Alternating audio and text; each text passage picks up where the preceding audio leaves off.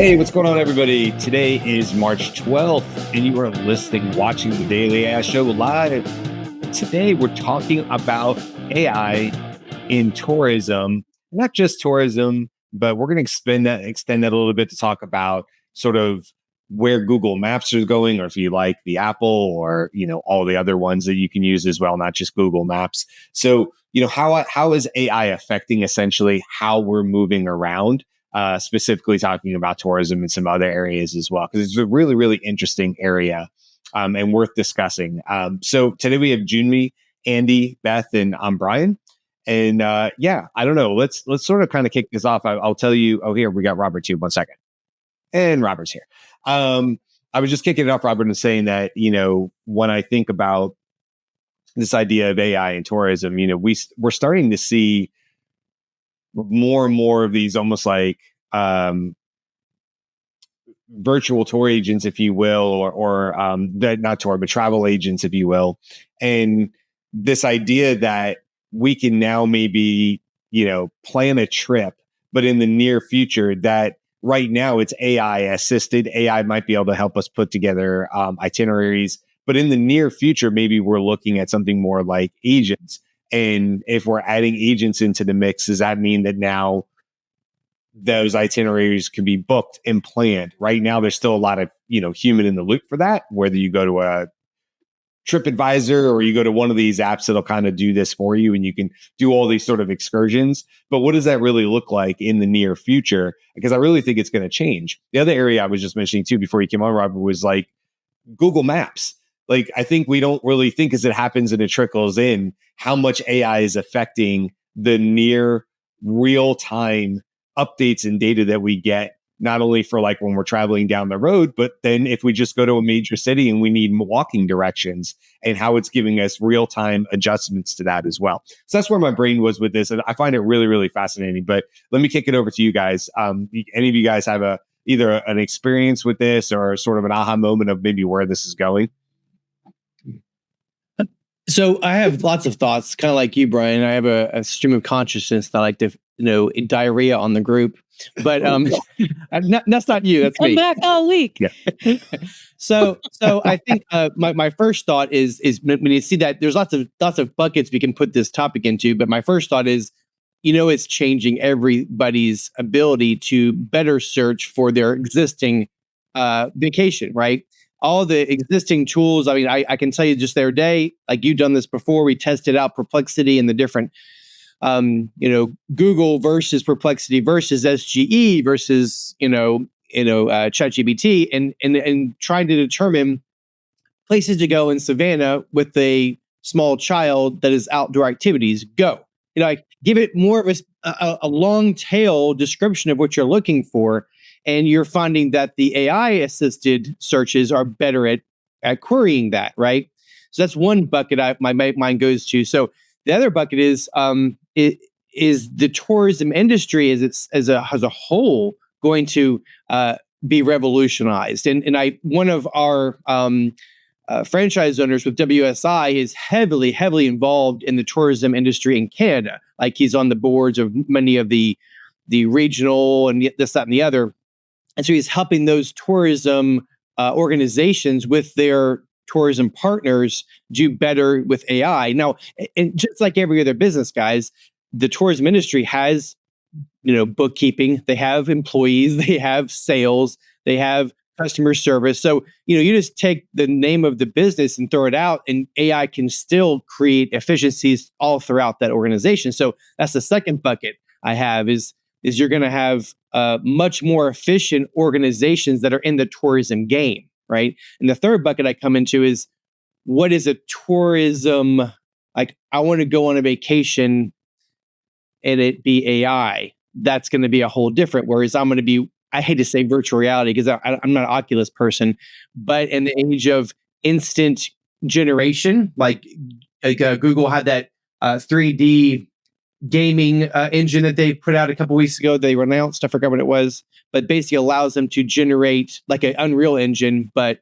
in real time and text to video generation. So in the world of that, you're going to be able to have, immersive experiences without leaving the comfort of your home. So that's a lot of different things to talk about, but those are the 3 buttons. Yeah.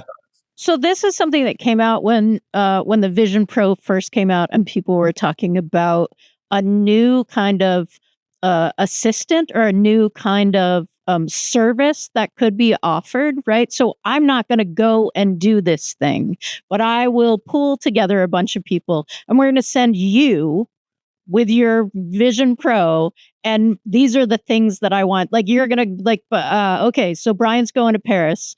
We're gonna send him with a Vision Pro, and I have these 5 things that I would like to be able to like hook in and have you go see.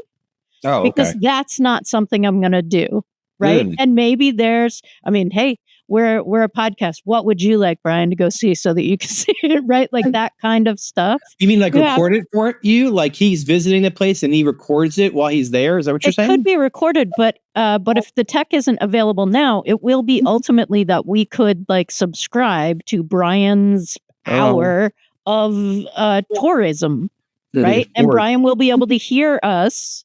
Like, oh, no, Brian, don't go back. Go back. I want to see that painting again, right? Like, that sounds like a nightmare for Brian. But so Brian may not actually be the person for this, but there are people who would be happy to do this for a couple hours and then have the rest of the day of the trip paid for. I want to say a live stream travel vlog, essentially. That's very cool. Yeah. I love that idea, Beth. And honestly, it's a cool idea. Years ago, there was a person in my life who thought it was the coolest thing in the world to go onto Google Maps and like zoom in and look at Italy, the streets of Italy. And she thought it was so cool. And I was like, yeah. And she spent hours, like to the wee hours of the night, exploring the world because never got to travel. And a lot of people don't get to travel, and expensive. And they want to see Paris. They want to see the streets of Paris. And Google Street View allowed you to do that, which is brilliant. Or Google Maps, or whatever it's called, Google World, the globe thing. But now, like you just said, it can be much more immersive. I mean, ridiculously immersive. I love that. Okay, so let me comment on that. What we're talking about now is slightly different from using AI while you are over in a tourist destination. And what I call this is telepresence. So it's been around in the world of VR for a long time. It's the idea of being able to to be in a different location, in effect, or teletransport yourself or your point of view into another location. And I think that there's some AI attendance to that. But I just want to spin off what we're talking about here, because I think it is a very interesting option. So if I have a tourism company, and I'm going to just use Paris as a destination. So I can create a guided tour live using a combination of my staff who are going to be there on site and drones with cameras. Okay. And I also have an audience for this guided tour. It could be thousands of people around the world who have joined this particular broadcast, if you will. And then people on that broadcast are sitting at terminals, or they might have a Vision Pro if they want to get to three-dimensional view that's being delivered by, stereopsis cameras that are on the drones and on my staff as they wander around. And so now I have the opportunity to jump around. I can control at my desktop, because I'm here in Santa Cruz, California, and I'm doing the guided tour of Paris, but I can take the drone view, I can switch camera positions, but that requires a tourism company. I think it's a great idea, and I would be very interested in doing that, because frankly, I'm a little nervous about going anywhere as an American. That's saying this. Physically, I don't really want to go there, but I would do this via telepresence. Now, there's another level of involvement where you have a sort of a collaborative process for people who are wearing a hardware device that's connected to AI. Mm-hmm. So let's say that I have a question about some destination, but I also am a humane AI pin owner. And I can say to the AI, hey, is there anybody on the Champs-Elysees right now who is also, subscribed to this idea of sharing perspective? And so please introduce me and check and see if there's someone on the Champs-Elysees who could, allow me to join them for a few moments. Like maybe there's a time limit, or, that person, is willing to do it for 1 minute or so on. And now I have a cooperative system that's hosted by AI and AI hardware devices that gives me telepresence immediately, even if I'm not part of a guided tour. That's and amazing. it's a really good thing that we don't have any viewers, because everybody's been stealing all of our great ideas and making millions. Greg is here. That's another $1 million idea. Greg That is sounded to probably me like a Pokemon Go, but humans. You know what I mean? Like you're on the Champs-Elysees if you're there in person, and you're like going and finding people who also have like AI pins on, who are there to answer questions. It's kind of like side quests. Like you're taking which is not a bad idea. It's a kind of a cool idea, whether you're doing it virtually or you're doing it there in person. It's a cool way of looking at AI and looking at tourism and just flipping it on its head, which is super cool. On one of the shows, sorry, I don't have them all memorized. We do a lot of them. We were talking about a dating proxy kind of service where your AI would talk to their AI and you'd go back and forth, and then you'd like be able to meet in person, having, your AI vet each other. So you're more likely to be compatible. This is like that, but not for dates, right? Like, hey, I'm over here. My humanepin is saying I'm over here. You're talking to this other person like, hey, is this a good time? No. Okay, let's find somebody else. Or yeah, that's awesome. I just found the most amazing coffee. I'd love to talk to you about it. Right? See, this is a great example. I love it, Beth. This is a great example to me of uncovering areas where I think AI is going to bring more people together, not separate. And look, there's plenty of ways that AI will also continue to put us in silos and make people feel more lonely. I mean, we see that with social media, for all the good that maybe social media brings to life. It has the yin and the yang. But I think this is a good example of maybe where the I just saw Greg's. Sorry. Greg, who's listening to us, is also registering new domains on all our $1 million ideas. Which I love. I love the idea that somebody would become a millionaire from listening to this show. So I'm totally fine with that. So, and if it should happen to anybody, it should happen to Greg. Just remember the little people, Greg. Just remember the little people. Talk to Greg about live proxy, okay? Sorry, I caught my eye. That was funny. But anyway, I think this is a great idea. What I'm saying is just a great example of maybe bringing people together. Because you're right, I am going to be going over to Paris with my family in and around the Olympics. Not totally Olympics, because it's not because it's going to be nuts. It's prices are nuts. So we'll be there for like a little bit, but we'll also be there for quite a few weeks beforehand.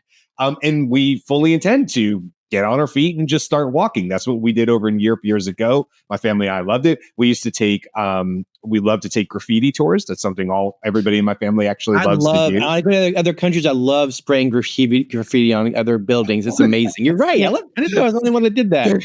Not me. No, I love seeing graffiti art. I will say that, like whether it's commissioned or just, I just think it's really cool. We have artwork all through our house, not in this room. That's all graffiti art and stuff like that. It's just something my family and I like. And it's something you can bring back that's different from the place you visited, And so anyway, the idea of being in Paris, which is a very, very planned out city, probably the top result that people will come back to is like, what does a planned city look like? You just have to look at Paris from above and its hub and spoke system. You're like, oh, that's a planned city for sure.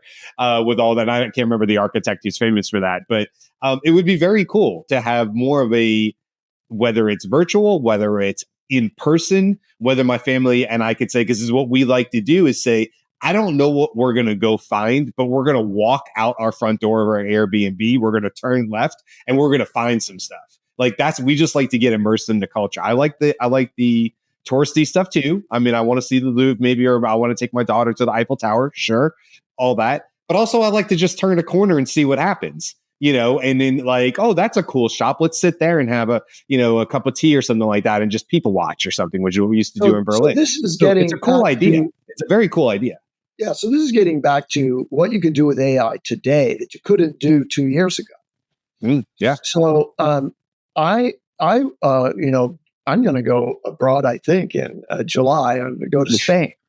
and Nice. with my wife. And now I wouldn't want to do that without either the glasses, right? Or my rabbit. You're a rabbit. You already have it? I knew I was coming. Yeah, I knew it was coming. It's going to come. It's going to be here by then, right? It's going to come next month sometime. So my rabbit would be sufficient, or AI pin would be fabulous, because then you can take pictures and create memories and also ask questions and on video. All right. You sold me. You sold me. I'm getting the AI pin. Yeah, Okay, AI hold on. is very cool. But Let me do my impersonation of I'll go Andy with the now. rabbit. Let me. Oh no, it's very small. Spain. Very Spain. Spain. No. So, all you do with the rabbit is it's got a camera in it, right? And I'm going to hold it up and say, okay, here's where we are. Tell me a little bit about the history of this square where we're standing. And Yeah, then I it's agree going with to that. speak to me about that. That is I hate the expression, but game changer. Like it's a tourism changer.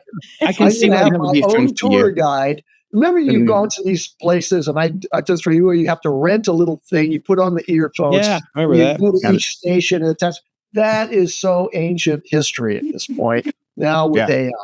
Okay, so I definitely see, back to the tourism in the age of AI, Andy, you made a really good point about using existing tech to accentuate your experience with, if you're a history buff, you want to understand. I don't like doing that stuff. I'm too antsy to sit and listen to what happened years ago, but I know lots of people do that. And there's lots of ways to do the headsets and the different services. So I definitely think that's a huge value. I love that. My thinking is translation, right? So I know you have Google Access and Google Translate, but that's a little bit quirky. If you can have a conversation with somebody, but the glasses would be really amazing, seamless. I could order French croissant without worrying about how to actually say it right and have the French look at me like I'm American. That's very good. Yeah. I want a screen grab of Robert saying croissant. Okay, so AI pin, and now that you're going to get one, Robert, you should know, and you've probably seen, they have a very aggressive advertising campaign now on social Very. media and elsewhere. And one of the impressive demonstrations of it is there's a person sitting with a bunch of people in China, and he presses his pin, says, "What should I order here?" And it translates that and says out loud to the people around him in Chinese, "What should I order here?" And they all are excited that now they can hear what he's saying, because they've been trying to, do sign language or whatever with this friend that they've just made in this restaurant. So yes, translation, perfect. Another leg of the tourism applications. It makes it easier for you to feel comfortable and safe that you can have an exchange with someone on the street, even if they don't speak your language. And these new AI translators are going to make that possible. And we know that these are going to only the latency on translation it continues to drop and drop and drop, Yeah. and it will be near real time soon. Whether it's the glasses, the pin, or just holding up your phone, we're almost there now. So the idea of there not having to be this weird, awkward pause of this is what I said, wait, translate, this is what he said, and that's fine because I've used it. Well, we've used it many times traveling abroad and stuff like that, where we just simply couldn't speak the local language. Being in Athens, Greece would be one of the places I would bring that up, where it was difficult. All the street signs are not even using the same letters that I'm used to. At least in German, I can take a whole word and go, that's like 5 English words in there, and I can kind of, it's okay. It's a bakery, right? And they sell whatever. They sell bread. It's a bread bakery. Got it. I can kind of work that out. When we were in walking around the streets of Athens, it's old, it's different. The signs are kind of somewhat rubbed off, and they're not even the letters that I'm used to seeing. It's a whole different alphabet up there, which made it very, very difficult. And now you think you can just pick up your phone and it'll auto translate the sign for you, which we used to do even in 2017. But now even being able to get to that translation, to that, here's another thing AI can do today that it couldn't do back when I was traveling in 2017. What am I looking at? Right. And now we know AI can process that image and come back to us. I just did that on Google Pro 1.5 Pro I was using the other day. I'm like, what am I looking at in this photo?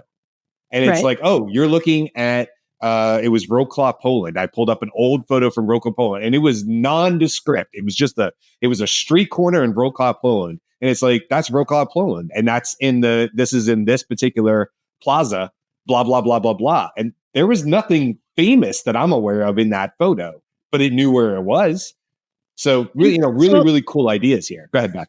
So Google Lens has probably been able to do something like that for a while. What AI brings to it is a continuity of the path, right? So a longer conversation. So you could say, "Hey, I'm looking at this map, and this is my a you are here kind of thing," and so it knows where you are. Now you've gone a couple different places. Now you're looking at another one. And it can give you a context. It can follow you, right? Like it can know where you were before with that visual, where you are now with that visual, and make those connections for you. And that's super helpful for me because there are times where it's like, hey, yeah, no, I know where I am too. I have no idea how that relates to where I would like to be or where I was or where the car was or any of that.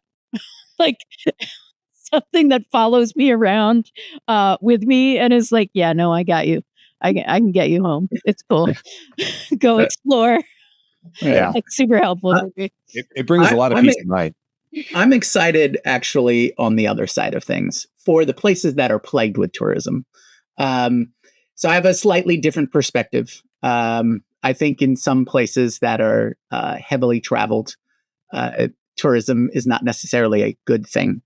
So if anybody didn't know, I'm from Hawaii, and tourism has been nothing but an addicted drug that our community has been, on for decades.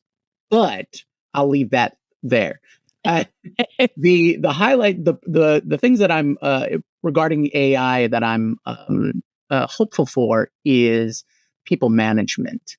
So there's AI programs where that are being implemented to manage tourism and tourists in and out of your area. So a lot of this came out of doing a lot of management when it came to COVID and managing testing and all those kinds of stuff, especially now that it's been ramping up after the initial couple of years. And things like tourist tracking in the sense of knowing sort of like heat map kind of concept where you know where they're traveling, what's their main routes, what can you do to adapt to minimize the impact of tourists and tourism in any particular area, which I think would be helpful, like in the Paris example of dealing with or at least streamlining the hours-long lines that set up for the Louvre, and places like that, because that can be an all-day affair just to go see one place. So, while I'm not necessarily against people traveling and educating themselves and appreciating a location, I think tourism as a whole has a lot of problems. Right, the whole institution of it or the industry of it, and that is where I think AI can apply the most help when it comes down to like one of the companies that was monitoring or building up a tool to allow for streamlining of flights to minimize fuel usage and how many jumps people have to go through to get to their location. And then even on the side of the sites that are using AI to identify the best pricing and all that kind of stuff, that all ties into a giant cycle, right?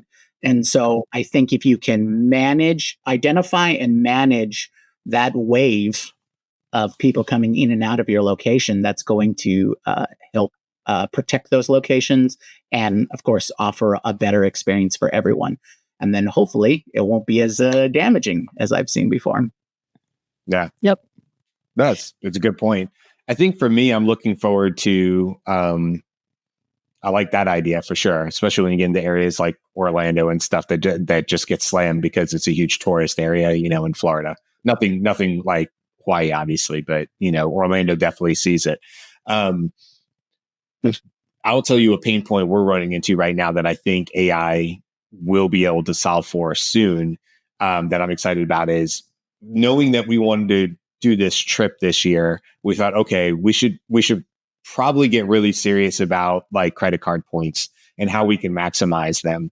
And so my wife and I really like buckled down and figured out how to do that, what we needed to sign up for in order to do it. Of course, like we're not doing dangerous stuff and carrying debt. This is literally just to use the system as it is, right? And it has worked actually, I'll say a year into it, has worked very well for us.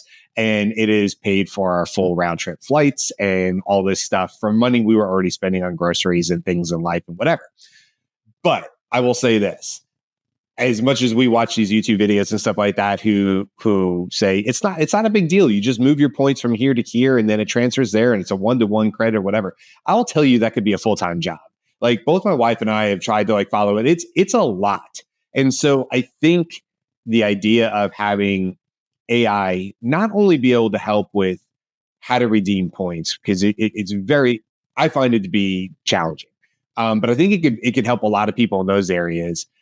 Just better understanding the whole as opposed to just the lane that you're in. And you could also extend this, apply this to like current weather systems, right? Like people make all these plans or whatever, and there's tons of apps that'll say, here's a great walking thing down to the local park and put down a blanket and whatever. And you're like, it's pouring out. I'm here, but it's pouring out. So I need a better plan. I need a me plan that's highly customized and personalized to me at the space, at the time that I'm currently in. And I think the same thing that would apply to points is that we find it very difficult where we see these great ideas, but none of them really apply to our actual use case. And so you're left wanting going like, well, I don't know, am I the weird one asterisk over here, or is everybody going through this? And so I don't know, just it's a pain point we're going through right now as a family. We love having the points. It's actually kind of hard to use the points and get them where they need to be to get the most value out of them to do a trip like this to make cost effective. So that's just my thought on that. Right. Okay. Go ahead. Beth. No. Go ahead. No.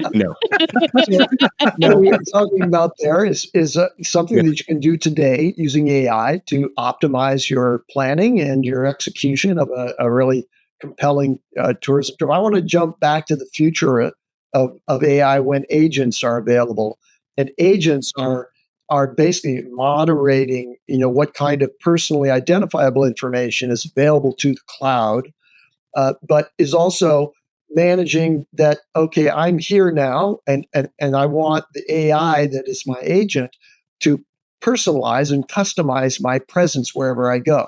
So now I'm going to take a little bit of a jump and say, okay, imagine you're a young, college age student and you're going to some, foreign city or even to another city, in the United States, or if you're, in your own country, but you don't know anything about the culture as divided by the different age groups and sort of tendencies. Maybe you're a clubber, maybe you're not, maybe you're interested in whatever. So now I'm willing to have my agent reveal my presence in the city, but not any identifiable information, just that I have this profile. It's a very superficial profile, but there's other people who are connected via these agents who are in the city all the time. And now I want a heat map, as we were talking about before. The AI is like ways for people, like not just cars traveling on roads, but ways for people and where they are right now and what's going on in this group. So I don't really want to go hang out with a cohort that's or at a location that's a cohort that doesn't include my people, like my age group and the people who have the same kinds of interests that I do. Well, I believe that AI and agents like that will allow us to literally be told, okay, here's a list of 3 places that are right now filled with the type of people you might like to meet. Good. Right. So go there. Right.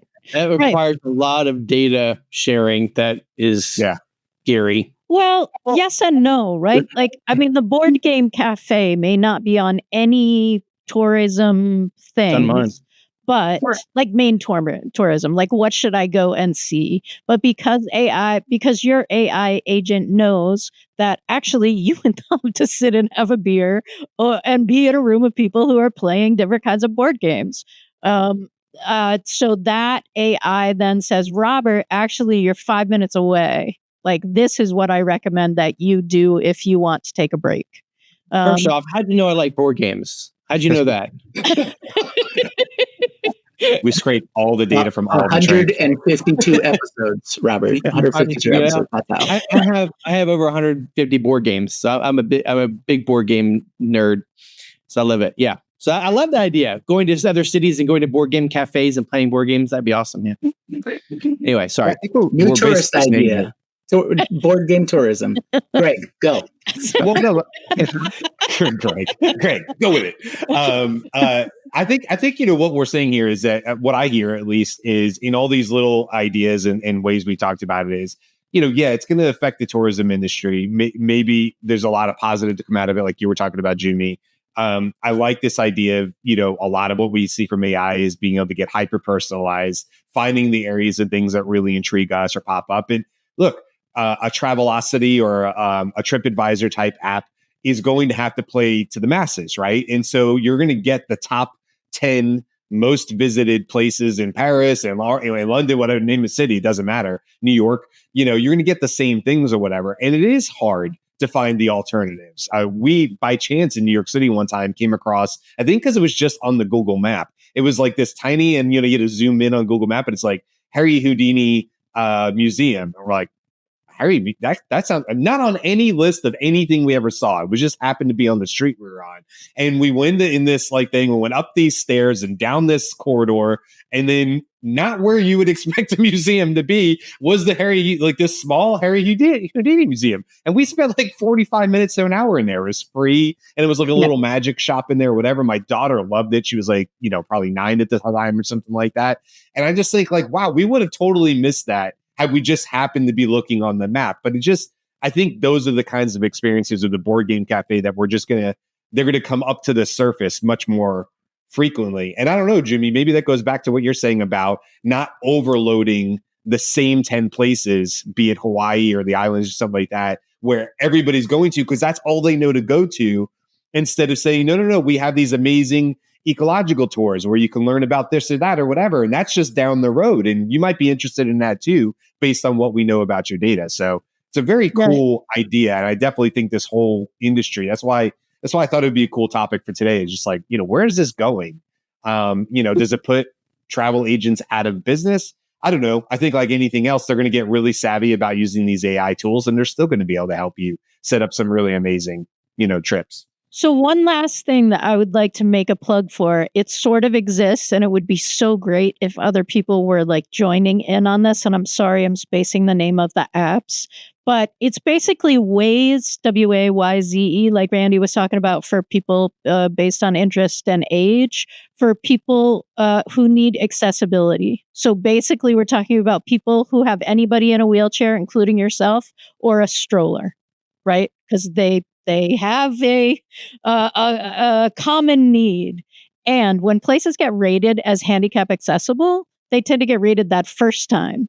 So when the pavement breaks at the bottom of the thing, or they did a cool thing where they put a little code on the door that you can't get to with the wheelchair, but it does have that wheelchair door thing. Yeah.